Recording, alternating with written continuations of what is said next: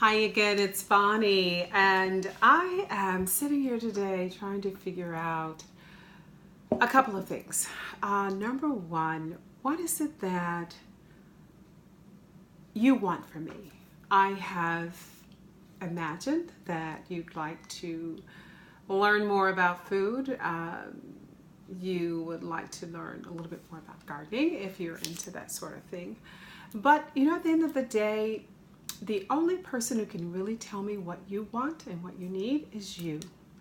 And so I'm making this short video to ask the question, what is it that you feel you are lacking or needing in your life? There are a lot of us who run around like rabbits. I'm one of them. Although as time has gone on, I've taught myself to slow the roll a little bit and really pay attention to all of the wonderful things around me and the wonderful people that God has placed in my life. So I'm getting better at it.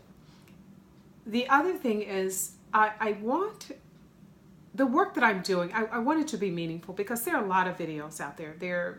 You can go up on YouTube and find a number of different kinds of lifestyle people who are talking about and sharing their knowledge of different things.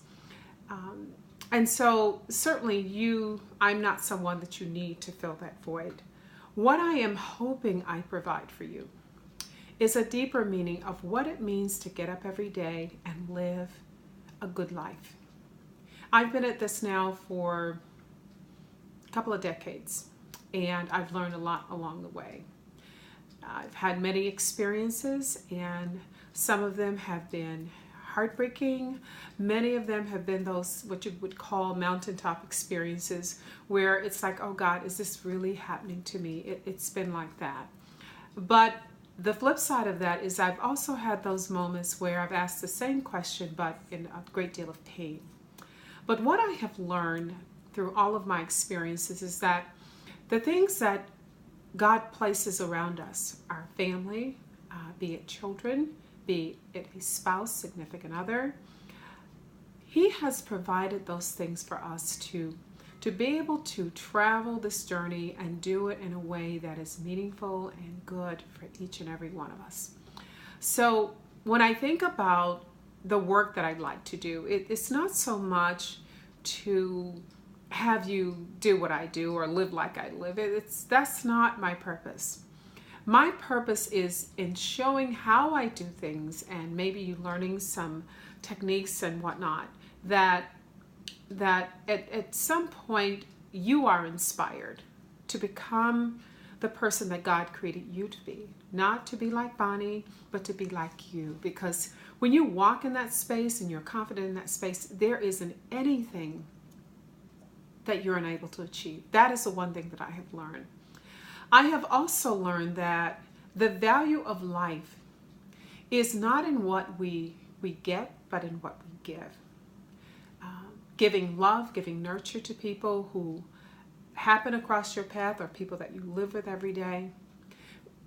The joy that comes from being able to say, let's take a kid, and I love kids, making their favorite sandwich or making a peanut butter and jelly sandwich and cutting little hearts out of it. I used to do that with my kids when they were small.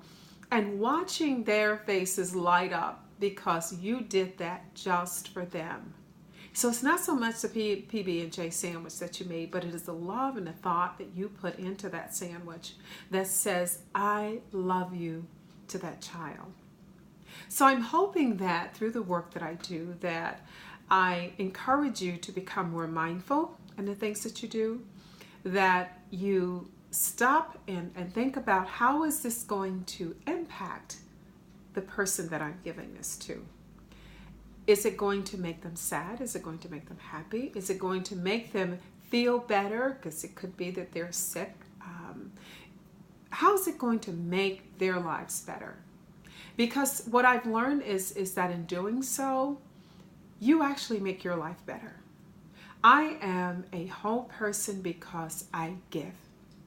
The more I give, the better I feel about Bonnie.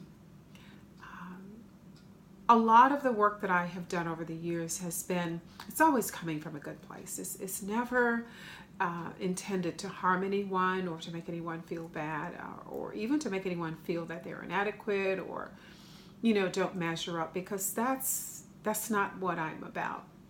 What I am about is encouraging you to go the distance and to do what you're capable of doing. You are capable of nurturing your family. You're capable of nurturing yourself. You don't need to be able to cook as well as I do, or some other chef that you may have an affinity for. You don't need to do that in order to be happy and to nurture your family. What you do need to do is to know that whatever gift that you have that you can share with your family, that it really does matter, that it makes a difference, that the impact that you will make on their lives, years and generations from now, will, whether it's negative or whether it's positive, will remain with them. So my work is really to help you to be more mindful in the things that you decide that you're going to do with your life and for your family. I also wanted to talk about the idea, because the idea of women being empowered. I remember years ago when I was in corporate America that a lot of the work that I did, it always brought me back to home. For instance, during the holidays, I was a corporate executive, and rather than buy a case of wine, send a case of wine to my clients or even to some of my coworkers, I would actually go into my kitchen. I make a mean rum cake.